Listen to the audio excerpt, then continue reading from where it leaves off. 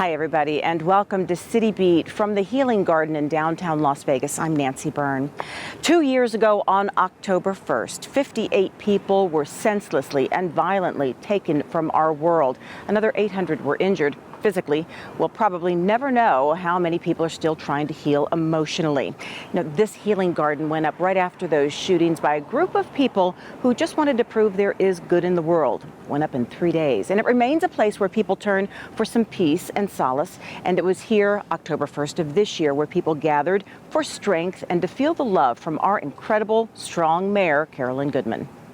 We're here in this peaceful community healing garden to commemorate the lives of each of the 58 souls that were lost 2 years ago at this very time. Those lives were senselessly taken without any cause or purpose, leaving families and loved ones broken, so many injured, and so permanently scarred, and all of the rest of us absolutely devastated. In the 4 days following 1 October tragedy, this garden was born, and it was born of love and of prayers as volunteers from all over Las Vegas converged on this spot, desperately needing to do something, to touch something, to create something tangible, something personal and lasting.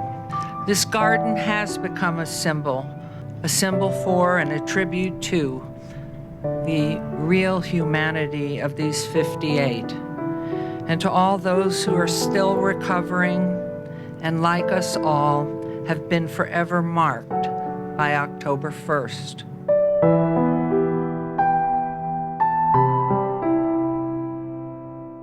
Brett Schwanbeck, 61. Bullhead City, Arizona. Angela Gomez, 20, Riverside, California. Austin Davis, 29, Riverside, California.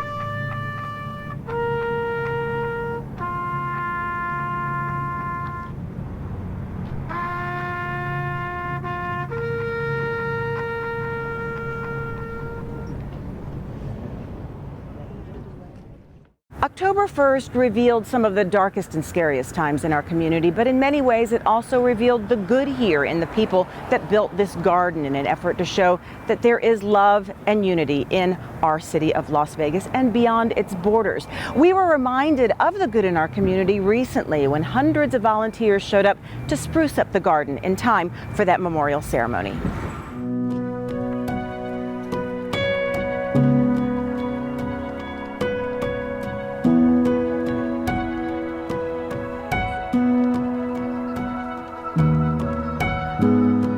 For several days leading up to October 1st, 2019, and the remembrance of what happened in our community 2 years earlier, hundreds of volunteers rolled up their sleeves to make sure this community healing garden was ready for the ceremony, honoring those whose lives were lost and those who are still healing from the shooting. The group Get Outdoors Nevada has been overseeing the care of the garden for the past 2 years, and they've done a wonderful job. But at this time of year, the members felt it was time for a special facelift. When the Healing Garden was created, we were honored to be asked to get involved with helping to caretake the Healing Garden. There were a group of incredible people, amazing people who created this garden. And then it needed a nonprofit home, and it needed someone to help continue that management as it moved along, because obviously this became a permanent place. This was not a temporary place. So this is a community space. It's a space for healing. Especially as we're leading up to that October 1 remembrance, which is so significant for all of us. We've been working to engage the community in service events and service opportunities so that we can really prepare the garden ahead of that October 1 remembrance event. More than 100 volunteers planted 400 flowers. Moms brought their children. Comfort dogs were brought in. And local companies and corporations rallied their employees to come and make a difference in the garden. In most cases, being here also made a difference in the hearts of the volunteers. Brings a little warmth to your heart. Makes you feel good about what you're doing, and knowing that you're helping out the community feels good.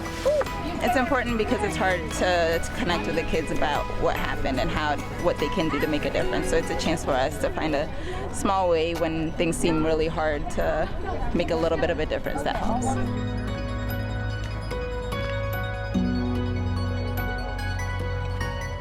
This is a community garden, and we're proud that most of the support comes from just average, everyday members in the community.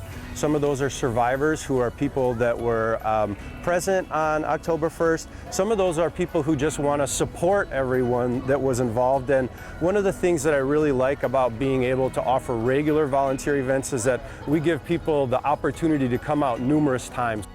The significance of this garden and what it has meant and will continue to mean has not been lost on residents or city leaders. The director of the city's Parks and Recreation Department spent some of his Saturday being part of this ongoing effort to keep the garden flourishing. As you can see, this has really been from the community, about healing, and we're not done. There's a whole section behind us here that's being renovated. We're doing continuous improvement on this site, and we're excited about the future of what this means for the city of Las Vegas. This is a project that may have been born out of tragedy, but it will also always remind us that on the heels of tragedy, a group of people silently decided to plant a little garden in an empty downtown lot and created something much bigger, a place that symbolizes the love, unity, and support so prevalent in this community.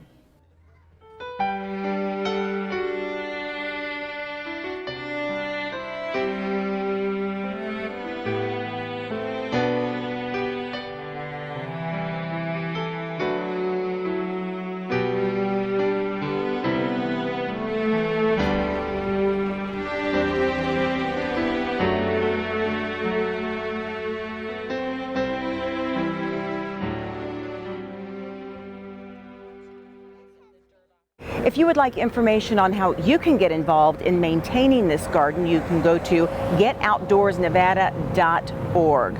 Well, it turns out we're not just a city of love and support, we're also leading the way when it comes to becoming a smart city. When we come back, we'll show you our latest effort to partner up with some high-tech private companies.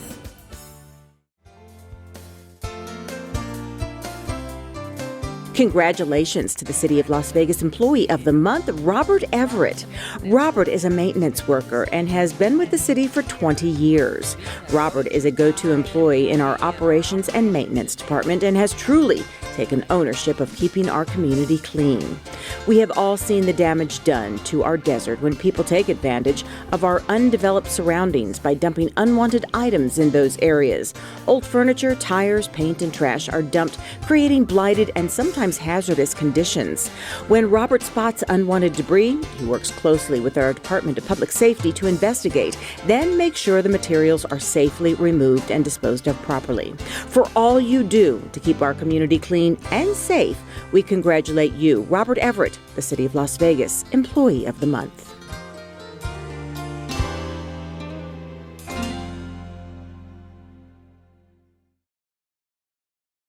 You're doing great. We're gonna try this again, okay? Okay. Wheels, pedals, handlebar, brakes. Sit up straight, keep your weight in the center, keep your eyes on the road, hands on the grips, button the seat. If we feel ourselves falling, what do? Just keep pedaling. Good girl. Now remember, it's all about balance and steering. Steer with your hands, steer with your body. Steer into the corners and you stay out of trouble. And the bell's your buddy, so go ahead and ding that. All right, you ready? Here we go. Pedal, honey, pedal. There you go, you're a bike rider. Most parenting is hard to do in just 2 minutes. But 2 minutes twice a day making sure they brush is easier, and it could help save them from a lifetime of tooth pain. Welcome back to City Beat from the Healing Garden in downtown Las Vegas. You know, something else you'll find in downtown Las Vegas is our brand new International Innovation Center. It's a center dedicated to emerging and established high-tech companies who have the same priorities as our city, such as workforce-friendly, safety, and connectivity. Well, it opened the end of September with an international crowd on hand to celebrate.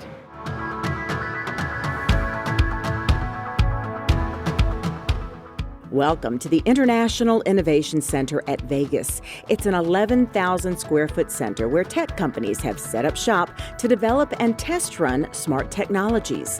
Technologies that align with the Las Vegas priorities such as public safety, connectivity, and workforce development.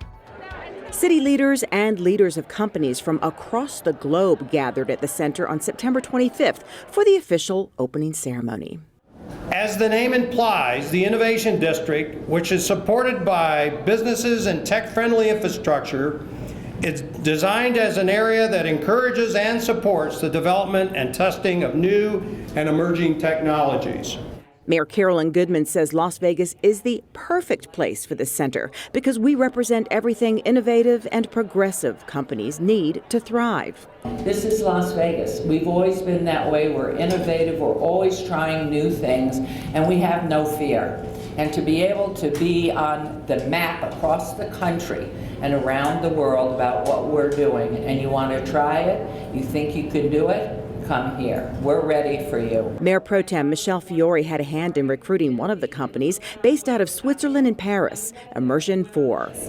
As a place where creative, forward-thinking, and visionary solutions will be developed to address issues of importance for our city and the world, this center is a real gem and point of pride for all of us here at the City of Las Vegas.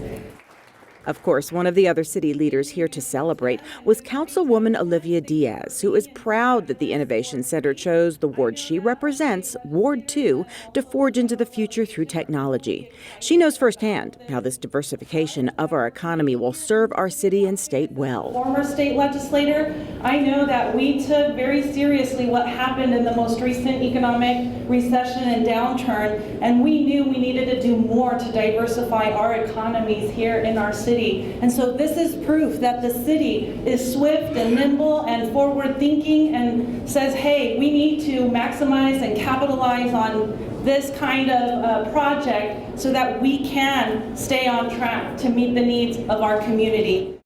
This center has been in the planning stages for nearly 4 years. Our Information Technologies Department knew a center where high-tech minds can work side by side to develop and test programs was the wave of the future, and staff knew our Innovation District was the perfect place for it to be.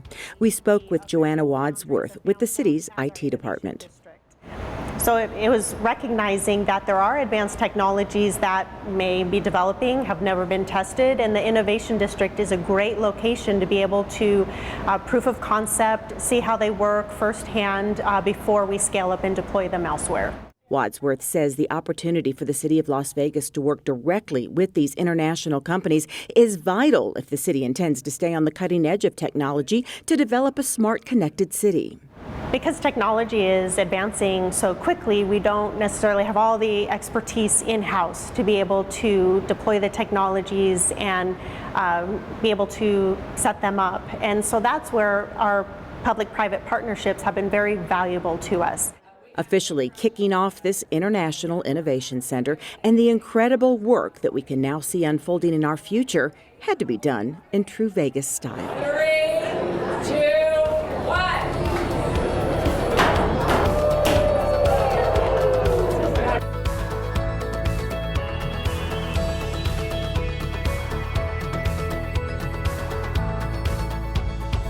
Well, let's stay on this theme by doing another Open for Business segment. Now, let's face it, buying a swimsuit is not everyone's favorite thing to do. It can be humbling, to say the least, and frustrating. Well, one woman was out to change the tide on that shopping nightmare by creating some adorable and flattering swimwear for women and girls. She's not stopping there. She's just opened a new boutique. Melissa Duran takes us inside this boutique that has swimwear and so much more. Trendy, chic, cool. So many words can describe the Northwest's newest business. Located near Centennial Parkway, Pink Desert already has a huge following. Owner Darcy Schurig has put her heart, soul, and time to not only opening the store, but building her brand. That's right, Pink Desert isn't just the name of the store. I found a need for swimwear that was like full coverage but still trendy, but for the woman who didn't necessarily want to wear the bikini but still wanted to like look cute on the beach and wasn't wearing a frumpy swimsuit. So I started looking into designing my own swimwear. So Darcy, with her entrepreneurial spirit, made it happen. She started out several years ago selling clothing online in hopes of one day being able to fund her own swim line. And it worked. 4 collections later, Pink Desert isn't only being sold online, it's sold in her new store. It's been awesome. It's scary when you come out with something that's your own. All of our swimwear is designed and made here in the USA, and it's good quality, and I have had a great response to it. Just in the last year, I released a Mommy and Me collection. It starts at size 2 and goes up to 8. So we've got the little suits that you can match with the mom, and it's been really fun. Everyone wants to match their daughter right now. You can only buy that swim line here or online, in addition to all sorts of sweaters, jeans, accessories, all for an affordable price. Most of our outfits, top to bottom, can really be styled for under $100. So we have that customer who is price conscious. This small business is a big operation. Behind the scenes, there are a lot of people working to make it happen. Whether it be fulfilling online orders, updating their website, keeping up with social media, designing new clothing, or styling models for photo shoots, Pink Desert wants to make it an unforgettable experience for their customers. Something that sets my store apart from other stores is that we do have the Pink Desert brand that you can't get anywhere else.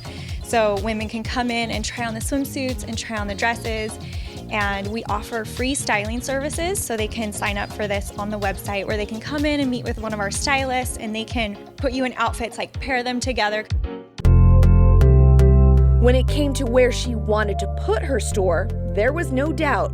The Centennial area was always at the top of her list. I love this area. When I first moved to Vegas about 9 years ago, I remember coming here and like going in and out and going to BJ's for lunch, and I remember thinking this would be such a cool place to open a store, because it's very, it's kind of out of the strip and out of that area, but it's still high traffic and there's a lot going on here.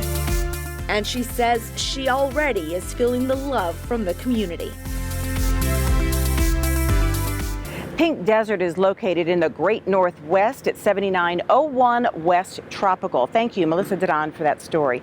We're going to take a quick break, and when we come back, we're going to tell you about a new program that may be frightening but will save lives. And as we go to break, we're going to take you inside the plaza, where some of the rooms have been completely updated and are fit for royalty, or at least our Mayor's Goodman. We're at the plaza to see 120 beautiful new suites.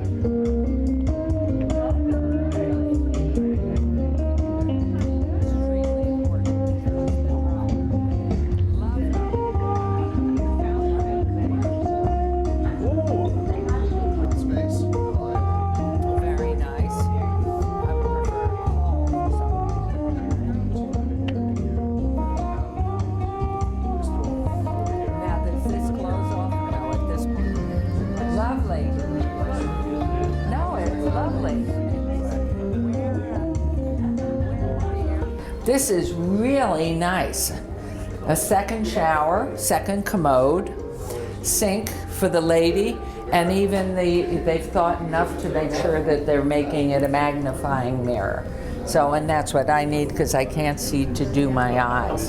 So the colors are beautiful and it's lovely. They say you don't have to be so strong, but this is my mother, my purpose. Strength is not optional. See, I lift her now like she raised me then, so I know my strength is super, but I'm still human. Oh, look who's here. Papa!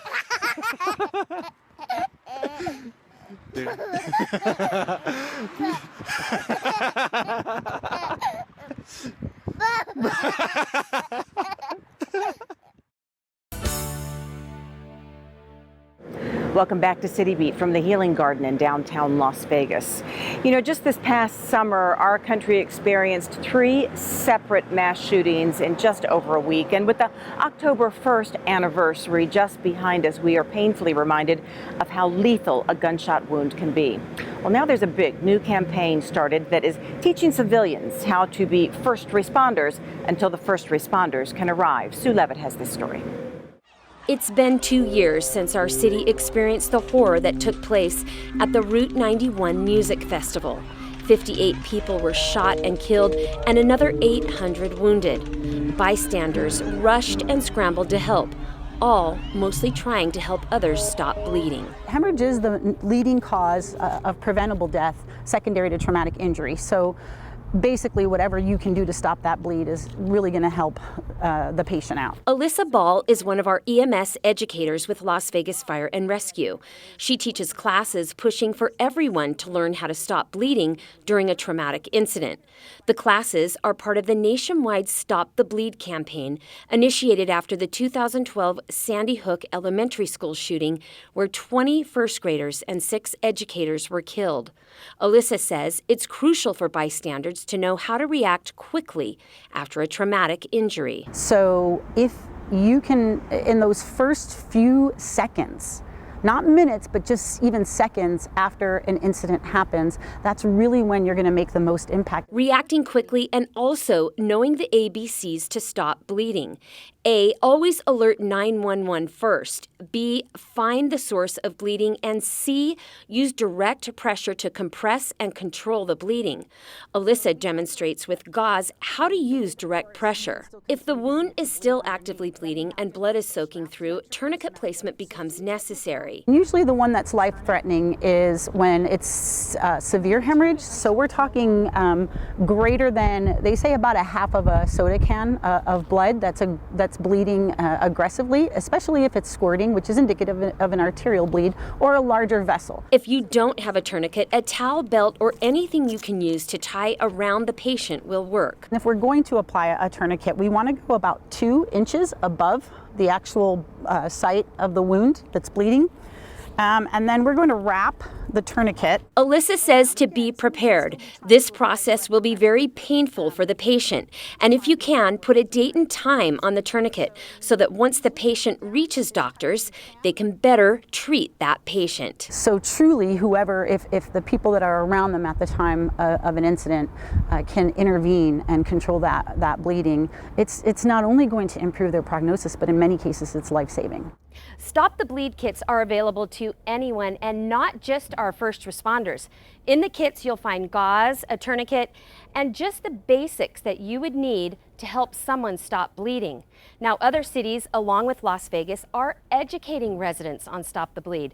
And the hope is to have Stop the Bleed kits placed all around the city and in public places in case of an emergency. For City Beat, I'm Sue Levitt. If you'd like more information on that campaign, you can go to bleedingcontrol.org. Thank you, Sue Levitt, for that story, which sadly is actually necessary in the world we live in today.